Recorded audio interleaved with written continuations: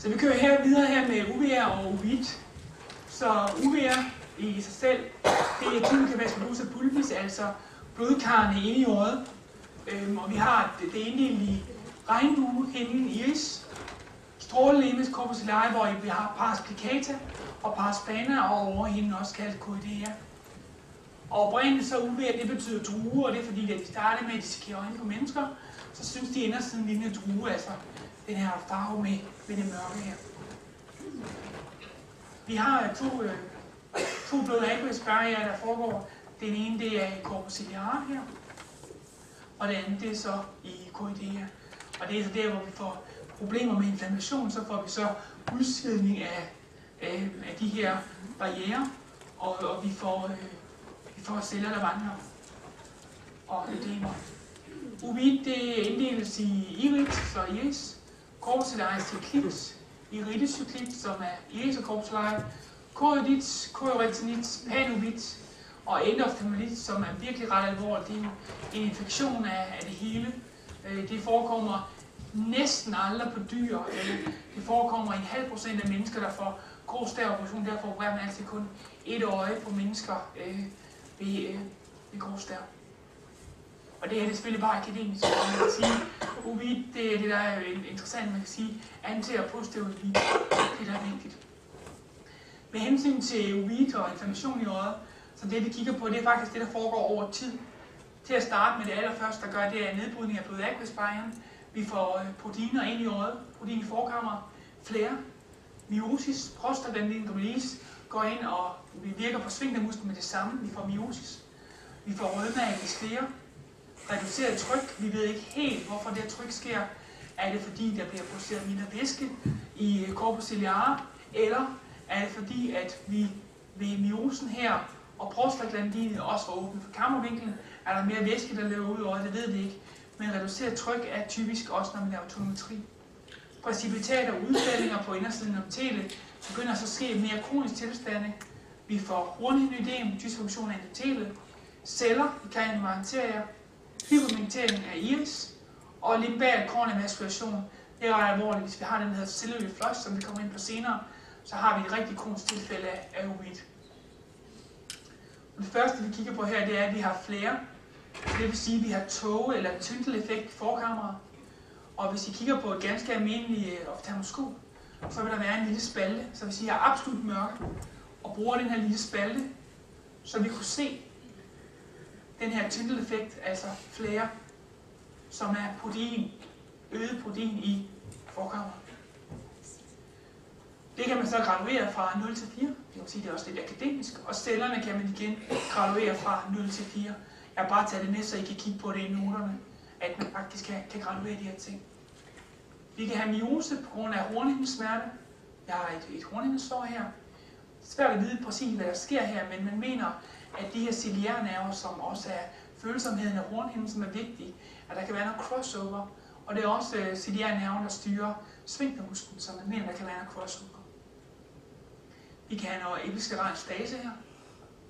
Man kan se de her blodkar langs kanten her. Linseinduseret uveit. Hvorfor får man uveit ved grå stær, typisk set ved sukkersyge? Der er nogen, der mente, at der kunne komme proteiner ud igennem linsekapslen. Der er en del rigtig gode linseforskere i England. Og ved at kigge på det her grundlæggende gang, man kigger på linsekapsel og hvad der kan komme igennem, der er ikke ret meget andet end elektrolytter, meget små molekyler her. Der er ikke det eneste protein, der kan komme her i linsekapslen. Så det er ikke engang BS. Det der sker, det er, at man kigger på de her øjne, så er der et eller andet sted i linsekapslen, at når linsen den er svulmet, så er der simpelthen krakeleret et stykke. Så der er simpelthen åben ind til linsen, og så reagerer øjet på de her linseproteiner. Og det kan man nogle gange se på en rigtig fin udløbsscanning. Man kan se, at det kan være ved ekvator og andre steder. Men der er et eller andet sted, hvis du har linseinduseret uveit, altså en voldsom voksen og osmotisk katarakt, så er der et eller andet sted i den linsekapsel, den er fraktureret, og der er åben fra øjets immunsvar ind til linsen.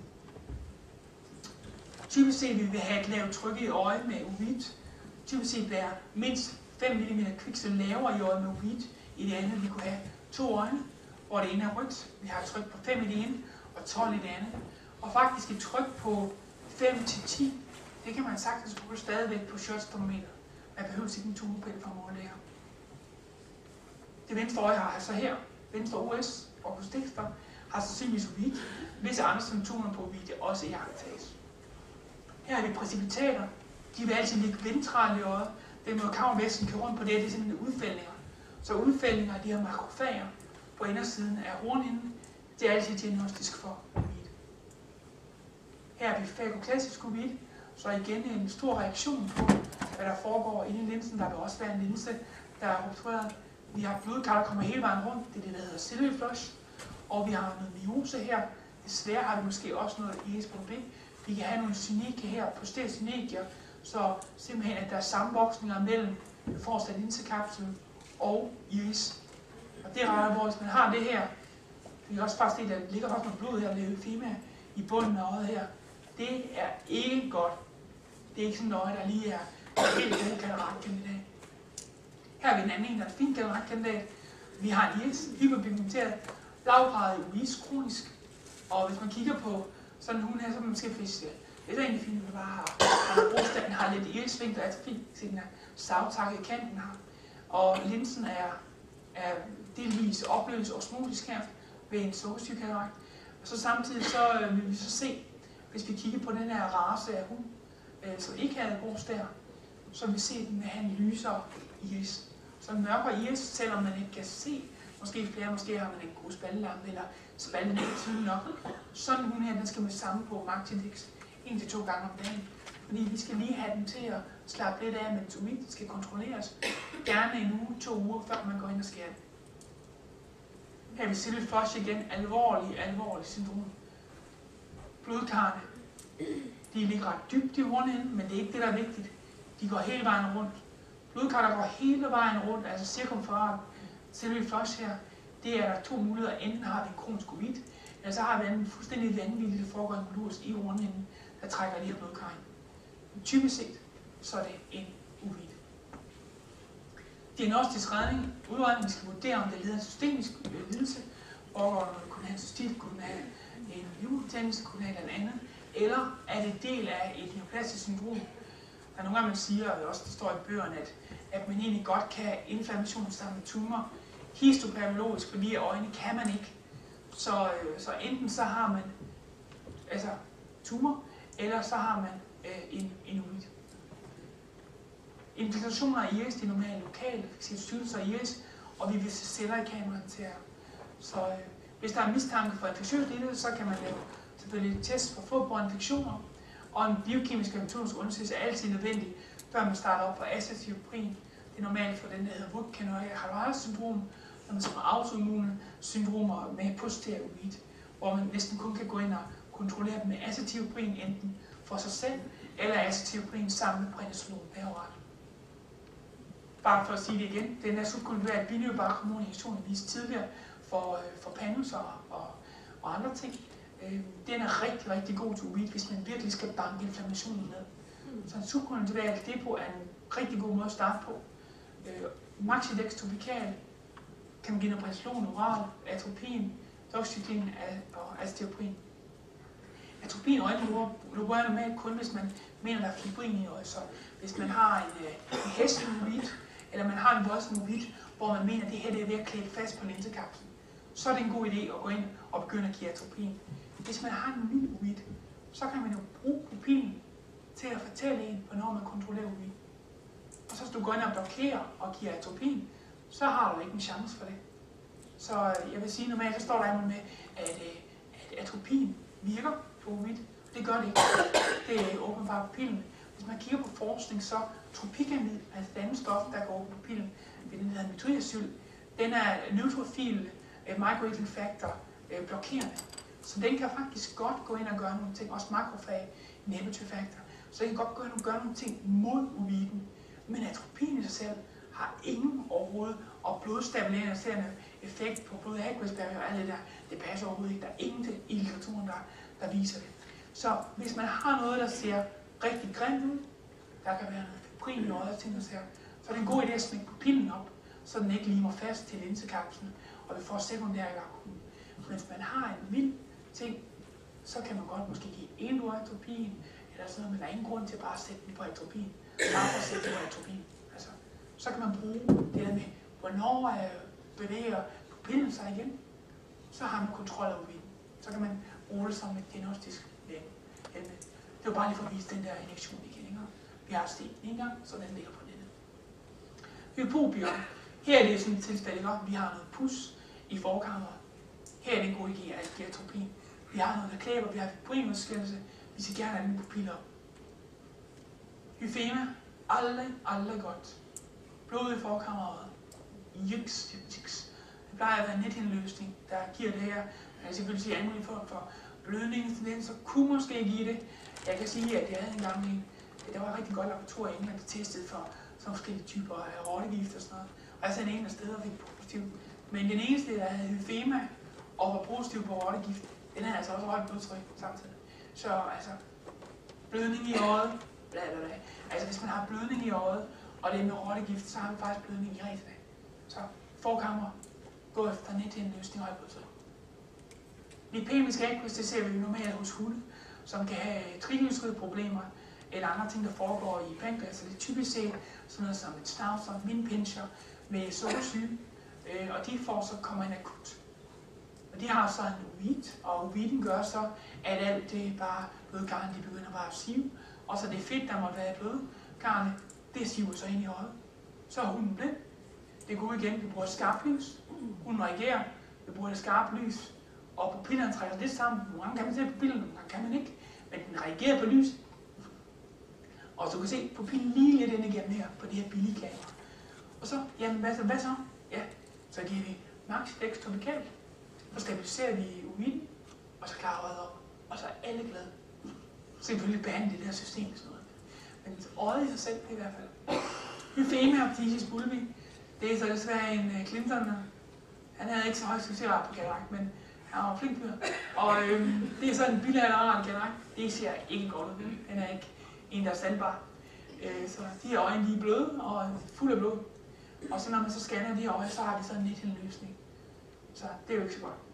Men hyfema, netindløsning, lymfosarkom lymfom eller alvorlige traumer. I iridocelære cyster, så cyster, der forekommer i forkammer, nogle gange ser man ned bagved. Betyder det noget? Betyder det ikke noget? Altså, oftest betyder det ikke så meget. Sådan nogle her kan nogle gange, hvis de flår det rundt, kan de godt betyde noget. Og det fede er, at hvis man bare har en laser, laser, så skyder man hul i dem her, så er det sådan, og så er det væk. Så det er simpelthen bare en lille boble. Og det der er med cyster, det er lidt sjovt, fordi det er faktisk sådan, at det er bare, der er sådan en lille sinus her, marginal sinus, så når øjet det dannes med de to vævslag, også de sådan til nethinden, så når man har det hele fundet sammen her, så har vi egentlig bare et potentielt lag, der ikke hænger sammen. Det er også derfor, vi får en netindløsning, når retinalpigmentepitet ikke virker ved højt blodtryk. Vi får simpelthen bare en løsning. Vi får ikke noget med, at det skulle have været løst eller ikke have været løst. Vi får simpelthen væske ind imellem der, hvor det var oprindeligt. Og det der sker med de her cyster, de dannes i de her områder, så frigives de, så går de igennem pupillen og ligger i forkammeret. Iridatrofin. Så her er vi svingdatrofin, vi kan se kanten her. Her er vi mere inde i stroma. Og her er vi sådan typisk en, som der er nogle dyr, der lidt kan være bekymret. Pupillen er dilateret, den responderer ikke rigtig på lyset, ting og sager.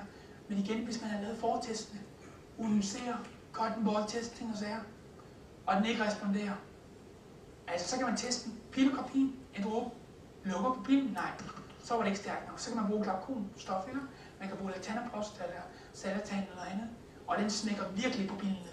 Så hvis den ikke responderer på det, så er det altså svindelmusklen. Og så er der ikke mere ved det. Så man kan sagtens selv købe sin diagnose.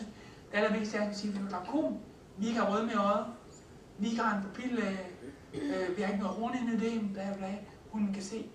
Så på med pilocarpin eller et glaukommiddel, som slukker pupillen ned.